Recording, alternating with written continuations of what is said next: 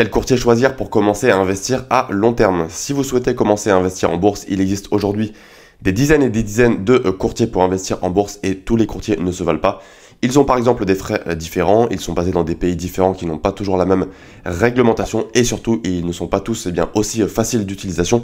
Donc quand vous ne souhaitez pas passer des heures à découvrir comment fonctionne un courtier, il est très important de choisir un courtier simple d'utilisation. Et dans cette vidéo, j'ai fait la synthèse premièrement des critères qu'on attend pour utiliser un courtier pour investir en bourse. Et je partagerai ensuite les meilleurs courtiers selon moi. En tout cas, ce sont les courtiers que moi j'utilise pour aller droit au but et que vous puissiez passer à l'action dès aujourd'hui. Comme toujours, n'oubliez pas que cette vidéo n'est pas un conseil en investissement. Elle a pour but éducatif et informatif uniquement et elle ne constitue que mon avis. Alors, première partie, qu'est-ce qu'on attend d'un bon courtier long terme lorsqu'on souhaite investir en bourse? Alors déjà, on attend avant tout des frais bas car le but, pour rappel, quand on investit en bourse, c'est de gagner de l'argent et des frais plus élevés vont venir grignoter votre rentabilité, vos rendements sur le long terme. Donc si on souhaite faire fructifier son capital, on va toujours privilégier des plateformes, donc des courtiers avec des frais bas.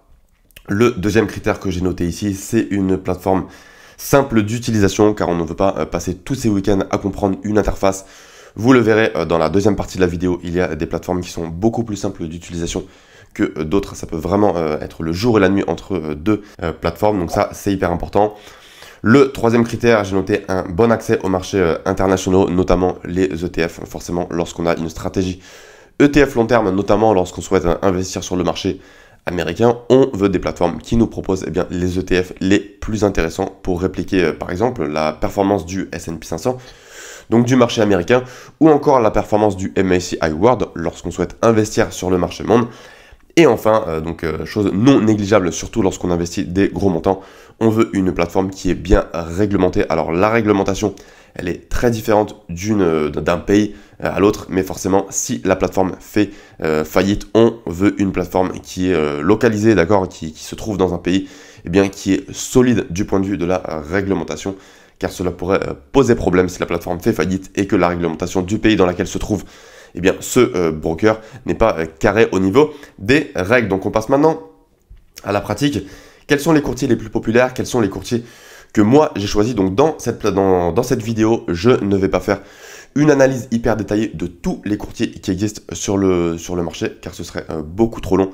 Je vais tout simplement parler, expliciter le courtier que moi j'ai choisi pour éviter de vous faire une nouvelle étude hyper complète du marché. Cela vous prendrait des jours ou des semaines pour tout comprendre. Donc je vais vraiment aller droit au but et je vais vous dire quels sont les courtiers que moi j'utilise. Et le premier courtier qui sort du lot, c'est très clairement Trade Republic. C'est un courtier qui est basé en Allemagne. Donc Trade Republic, personnellement, je l'utilise via l'application. Donc la création du compte, ça prend quelques minutes, c'est hyper rapide, tout est très intuitif.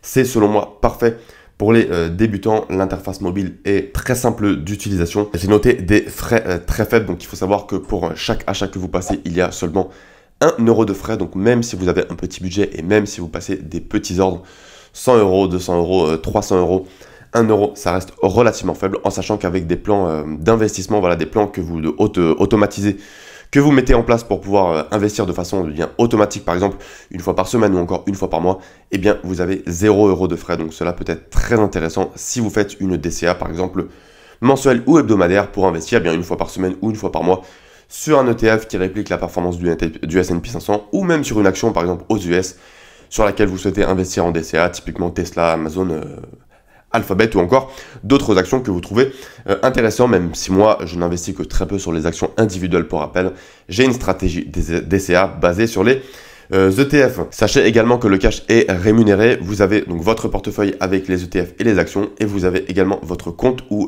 est déposé le cash que vous transférez depuis votre compte bancaire vers votre compte Trade Republic. Alors le taux de rémunération il est différent dans le temps. Actuellement, il est de 2%, mais voilà, si vous regardez cette vidéo, typiquement en 2027, 2028, le taux peut être différent. Toujours est-il que le cash est rémunéré, donc cela peut être très intéressant en période d'inflation de ne pas laisser du cash dormir à 0%, sur lequel vous perdriez de l'argent. Ici, vous avez tous les mois des petits intérêts sur le cash qui n'est pas investi, donc ça, c'est très intéressant. Je précise également que depuis donc très récemment, ça fait un mois plus ou moins, on peut maintenant investir sur le private equity, donc ça c'est aussi intéressant à partir d'1 €, donc vraiment à partir de très petits montants, on peut déjà commencer à investir sur le private equity, ce qui n'était pas le cas avant, puisque dans le passé, le private equity était principalement réservé à ceux qui avaient un très gros budget, donc maintenant visiblement ce n'est plus le cas. Autre gros avantage de Trade Republic, on peut investir sur des fractions d'actions, sur des fractions d'ETF. Donc typiquement, si un ETF vaut 200 € mais que vous n'avez que 50 € à investir, eh bien vous pouvez investir dessus puisque vous pouvez acheter des fractions de cette même ETF sans devoir acheter au moins une part d'ETF qui vaudra donc 200 € dans l'exemple fictif que je donne ici pour la vidéo. Il est basé en Allemagne, donc au niveau de la réglementation, c'est carré. Clairement, c'est un pays de l'Union européenne. Selon moi, il n'y a aucun problème à ce niveau-là. Et le support, alors j'ai entendu des critiques sur Internet du support de Trade Republic, comme quoi il ne serait pas très réactif. Personnellement, je les ai sollicités quelques fois par message. Alors, ils mettent en général un jour à répondre, ils ne mettent pas que quelques heures. Mais je n'ai eu aucun problème jusqu'à maintenant. Voilà, en général, quand j'envoie un message le lendemain, j'ai une réponse donc dans l'onglet message de mon application Trade Republic et ils répondent de façon précise au message que j'ai envoyé jusqu'à maintenant. Donc voilà, personnellement, je n'ai jamais eu de problème. N'hésitez pas à faire les tests car j'ai vu des gens sur Internet qui ont des problèmes. Donc ça va dépendre d'une personne à l'autre. Mais voilà, jusqu'à maintenant, j'ai vraiment aucun problème avec Trade Republic. C'est une plateforme que je peux conseiller à tout le monde, que ce soit les débutants ou les niveaux les plus avancés. Et de façon générale, il est très simple d'utilisation. Donc même si vous n'êtes pas un expert en bourse, eh bien cela peut être très rapide à prendre en main.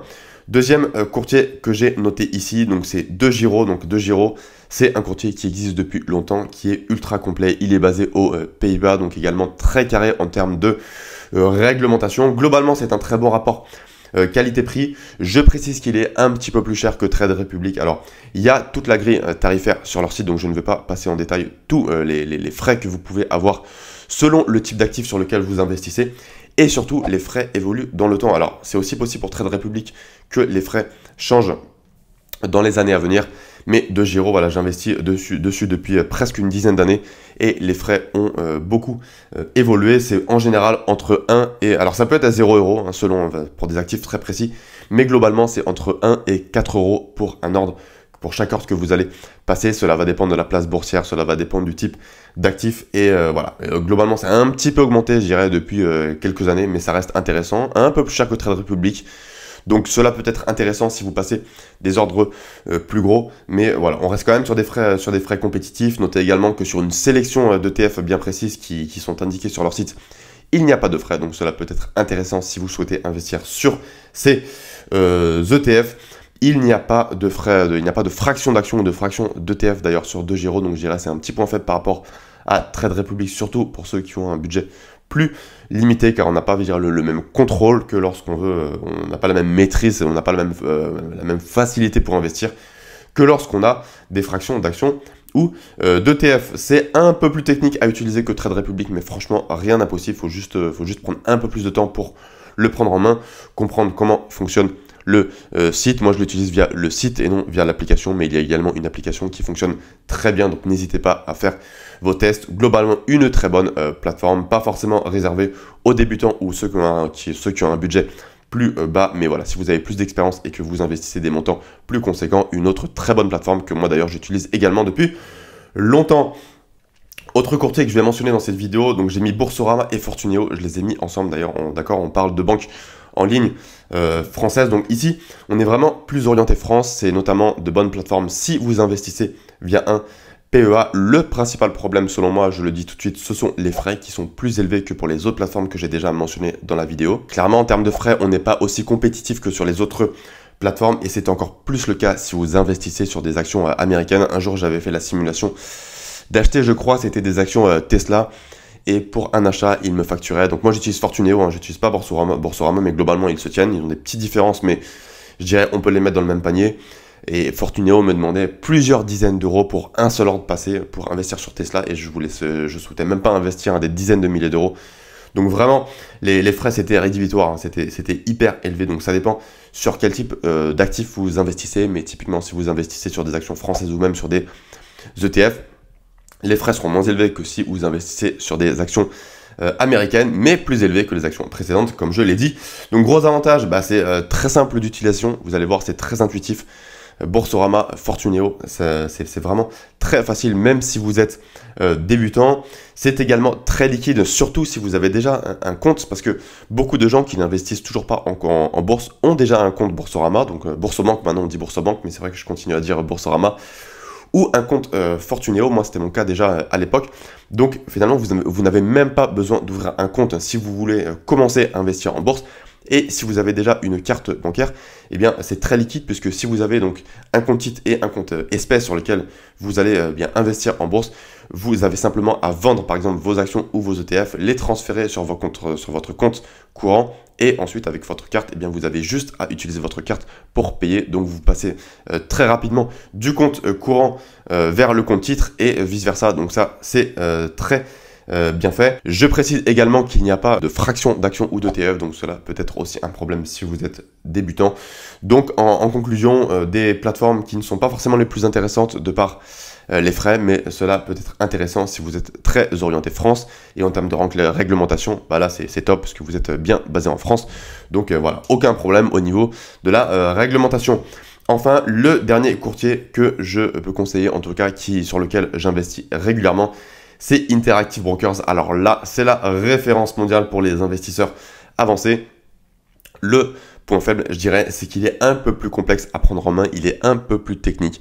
Donc si vous êtes débutant, c'est pas forcément le courtier vers lequel je me dirigerai, mais sinon il est là depuis extrêmement longtemps. Donc selon moi, c'est impossible, c'est quasiment impossible que ce courtier fasse faillite. Il a déjà fait ses preuves, les frais sont extrêmement faibles, donc si vous investissez, que ce soit des petits montants ou des gros montants, eh bien cela est intéressant. Il y a d'ailleurs plusieurs profils d'investisseurs, je le précise, sur la plateforme. N'hésitez pas à aller voir dans les réglages quel est le profil qui est le plus intéressant pour vous, car les frais peuvent être différents. Vous pouvez aussi vous aider de ChatGPT pour dire finalement pour lui montrer quels sont le type d'investissement, avec quel montant vous investissez et à quelle fréquence, pour qu'il vous indique quel est le profil le plus intéressant pour vous. Donc n'hésitez pas à aller voir de ce côté-là.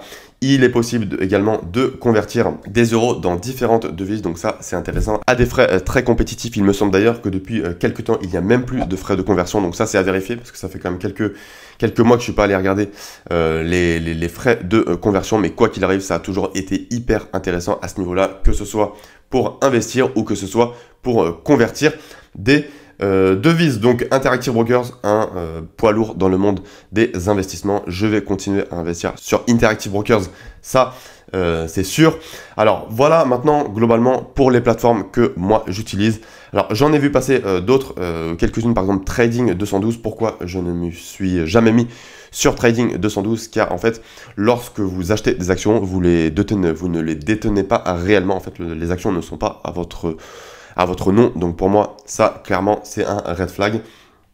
J'avais également fait des tests chez eToro. Pour moi, le gros problème, c'est que eToro est basé à Chypre. Donc pour la réglementation, si l'entreprise fait faillite, c'est un gros problème. Je pense que selon moi, cela sera plus difficile de revoir ces fonds. Il y a tout de même un point fort chez eToro, c'est qu'il y a une version virtuelle, c'est-à-dire que vous pouvez notamment, si vous êtes débutant, n'hésitez pas à aller voir, vous pouvez avoir un portefeuille virtuel, c'est-à-dire que vous pouvez investir de l'argent, acheter des actions, vendre des actions de façon virtuelle, pour déjà commencer à vous familiariser en fait avec la bourse, familiariser avec la volatilité des marchés boursiers. Donc cela peut être intéressant. Je précise également que je ne parle pas d'effet de levier dans cette vidéo, car je n'utilise jamais d'effet de levier. Selon moi, c'est beaucoup trop dangereux. Je cherche au contraire à répliquer la performance des marchés boursiers. Je ne cherche pas à surperformer le marché. Donc je ne fais pas d'effet de levier. Je cherche simplement à investir typiquement sur le S&P 500, sur le MSCI World, éventuellement un petit peu sur l'Eurostock 50 pour bien dormir la nuit, avec un portefeuille avec un petit peu de volatilité mais relativement défensif, puisque je me positionne sur les plus grosses capitalisations boursières. Voilà, conclusion, si vous souhaitez investir avec peu de frais, que vous êtes débutant, je dirais Trade Republic. Si vous avez un niveau un petit peu plus avancé, avec des niveaux avec des montants plus conséquents, de Giro, Interactive Brokers, c'est très intéressant. Et si vous investissez par exemple via un PEA et que vous souhaitez eh bien, rester centré sur la France, eh bien, pourquoi pas rester avec Boursorama et Fortuneo en France. Retenez quoi qu'il arrive qu'il est très important de toujours comparer les frais, la simplicité d'utilisation et surtout l'accès au marché. Lorsque vous choisissez un courtier, vous pouvez aussi bien sûr vous devez d'ailleurs faire votre propre étude. Ici, je ne partage que mon avis.